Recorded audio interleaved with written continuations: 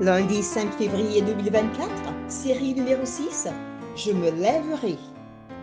Chaque jour nous apporte de nouvelles opportunités ou de nouveaux défis. Mais quel que soit ce que cette journée sera ou ce qu'elle a été, nous pouvons vous assurer que Dieu est présent et qu'il veille sur nous. C'est pour cela que nous vous accueillons avec la joie que Dieu met dans nos cœurs, dans l'aventure, dans la parole, pour partager la séquence d'aujourd'hui avec vous. Notre communauté s'agrandit, n'est-ce pas? Et c'est grâce à vous. Soyez vous aussi actifs avec nous pour répandre le message en likant, en partageant le lien. Et si c'est la première fois que vous nous écoutez, nous vous invitons à vous abonner pour recevoir les notifications de chaque jour. Le texte à mémoriser de cette semaine que nous vous invitons à dire avec nous se trouve au psaume 12, le verset 5. À cause de l'oppression des affligés, à cause du gémissement des pauvres, maintenant je me lèverai, dit l'Éternel. Je mettrai en sûreté celui contre qui on souffle. Nous vous invitons à le redire avec nous. Psaume 12, le verset 5. À cause de l'oppression des affligés, à cause du gémissement des pauvres, maintenant je me lèverai, dit l'Éternel. Je mettrai en sûreté celui contre qui on souffle. Le thème de l'oppression sociale, comment se trouve-t-il dans les livres des psaumes? Si les mauvais traitements infligés aux personnes par leurs dirigeants politiques, les dirigeants sociaux, nous plongent dans la détresse, sommes-nous sans recours et sans espérance? Les réflexions de cette semaine nous aideront à répondre à ces questions et aujourd'hui, nous le ferons avec la séquence Justice aux opprimés. Nous vous invitons à lire les textes suivants avec nous. Le psaume 9, verset 18, le psaume 12, verset 5, le psaume 40, verset 17, le psaume 113, verset 7, le psaume 146, les versets 6 à 10, le psaume 41, verset 1 à 3. Et nous répondrons à cette question. Quel est le message qui nous est adressé même aujourd'hui? Nous commençons avec le psaume 9, le verset 18. Car le malheureux n'est pas oublié à jamais. L'espérance des misérables ne périt pas à toujours. Le psaume 12, le verset 5. Parce que les malheureux sont opprimés et que les pauvres gémissent, maintenant, dit l'Éternel, je me lève, j'apporte le salut à ceux contre qui l'on souffle. Le psaume 40, verset 17. Moi, je suis pauvre et indigent, mais le Seigneur pense à moi. Tu es mon aide et mon libérateur. Mon Dieu, ne tarde pas. Le psaume 113, le verset 7. De la poussière, il retire le pauvre. Du fumier, il relève l'indigent. Et le psaume 146, versets 6 à 10. Il a fait les cieux et la terre, la mer et tout ce qui s'y trouve. Il garde la fidélité à toujours. Il fait droit aux opprimés. Il donne du pain aux affamés. L'Éternel délivre les captifs. L'Éternel ouvre les yeux des aveugles. L'Éternel redresse ceux qui sont courbés. L'Éternel aime les justes. L'Éternel protège les étrangers. Il soutient l'orphelin et la veuve, mais il renverse la voix des méchants. L'Éternel règne éternellement. Ton Dieu, ô Sion, subsiste d'âge en âge. Louez l'Éternel. Et le psaume 41, les versets 1 à 3. Au chef des chantres, psaume de David. Heureux celui qui s'intéresse aux pauvres. Au jour du malheur, l'Éternel le délivre. L'Éternel le garde et lui conserve la vie. Il est heureux sur la terre, et tu ne le livres pas au bon plaisir de ses ennemis. L'Éternel le soutient sur son lit de douleur, tu le soulages dans toutes ses maladies. Après lecture de ces différents psaumes, que nous rappelons, le psaume 9, verset 18, le psaume 12, verset 5, le psaume 40, verset 13, le psaume 113, verset 7, le psaume 146, verset 6 à 10, le psaume 41, verset 1 à 3, répondons maintenant à cette question. Quel est le message qui nous est adressé même aujourd'hui? Dans tous ces textes que nous venons de lire, nous remarquons que Dieu fait preuve d'une attention particulière et d'un souci de justice à l'égard des différents groupes de personnes vulnérables. notamment les pauvres, les nécessiteux, les opprimés, les orphelins, les veufs et les veuves et les étrangers. Les psaumes, tout comme la loi qui avait été donnée à la sortie d'Égypte, ces psaumes, tout comme la loi et les prophètes, sont clairs sur ces sujets.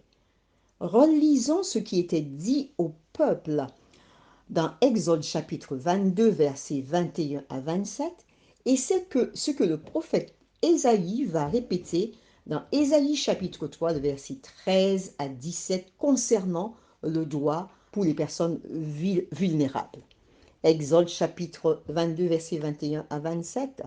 Tu ne maltraiteras point l'étranger, et tu ne l'opprimeras point, car vous avez été étrangers dans le pays d'Égypte.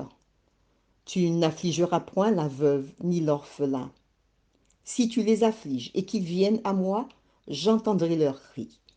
Ma colère s'enflammera et je vous détruirai par l'épée. Vos femmes deviendront veuves et vos enfants orphelins.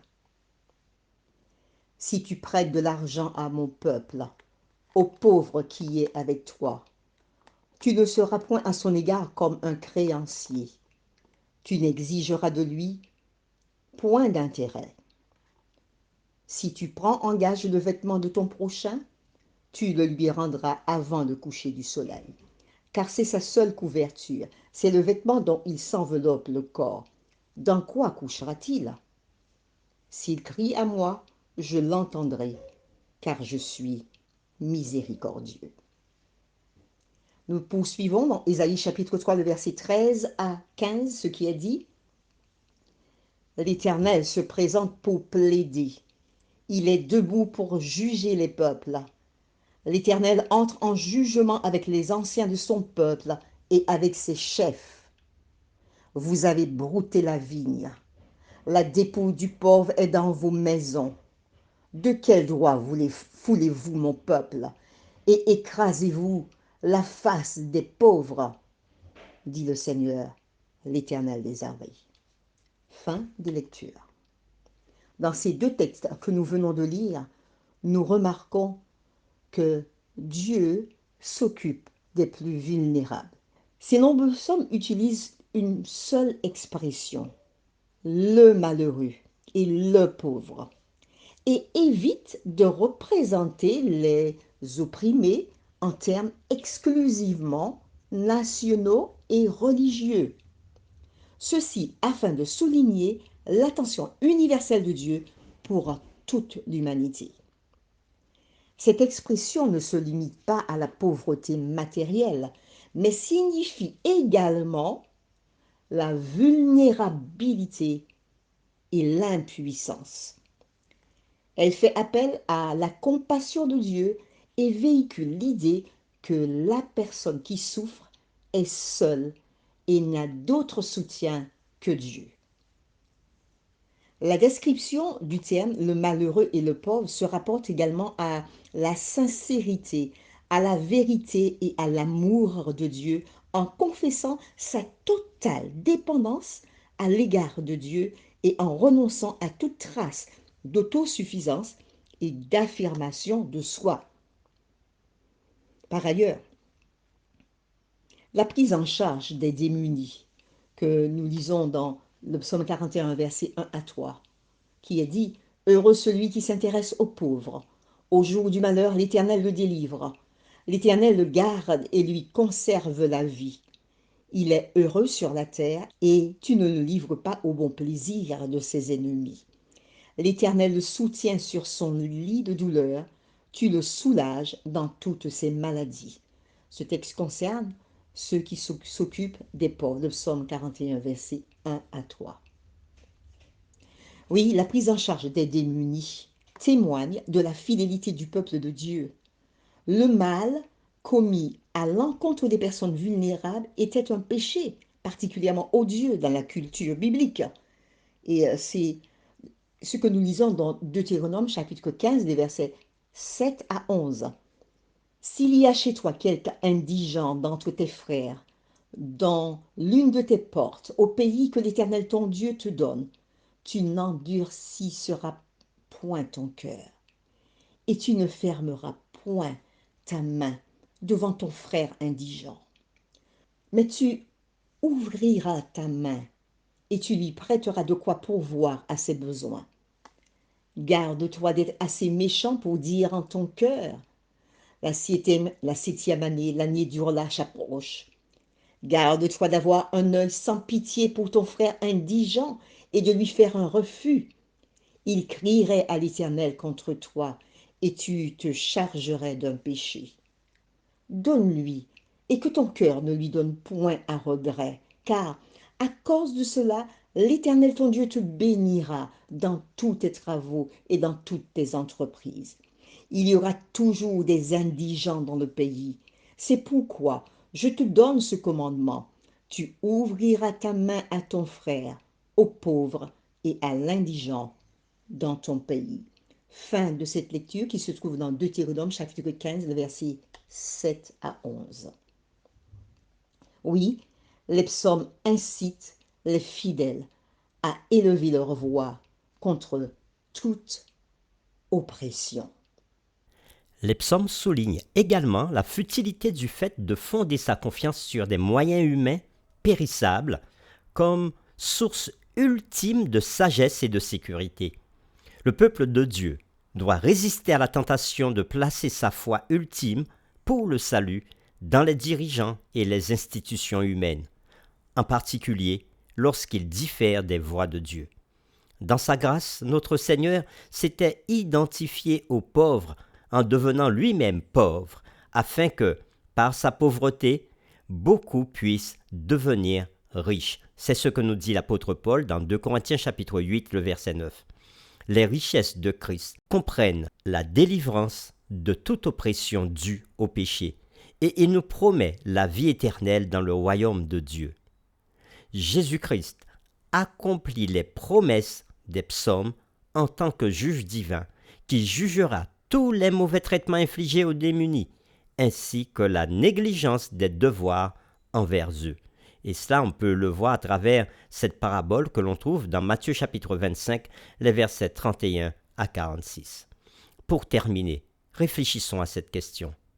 Combien de fois pensons-nous aux malheureux et aux pauvres parmi nous? Et que faisons-nous pour eux?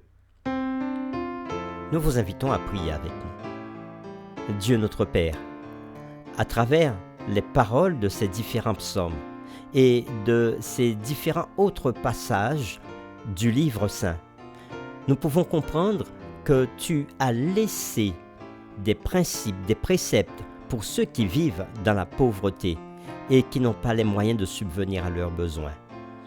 Alors, nous prions pour que tu nous donnes un cœur attendri, attentif, pour pouvoir aider les malheureux, ceux qui sont dans la souffrance, ceux qui sont les plus faibles dans cette société, de telle sorte que ta parole s'accomplisse en leur faveur et en notre faveur par les bénédictions promises.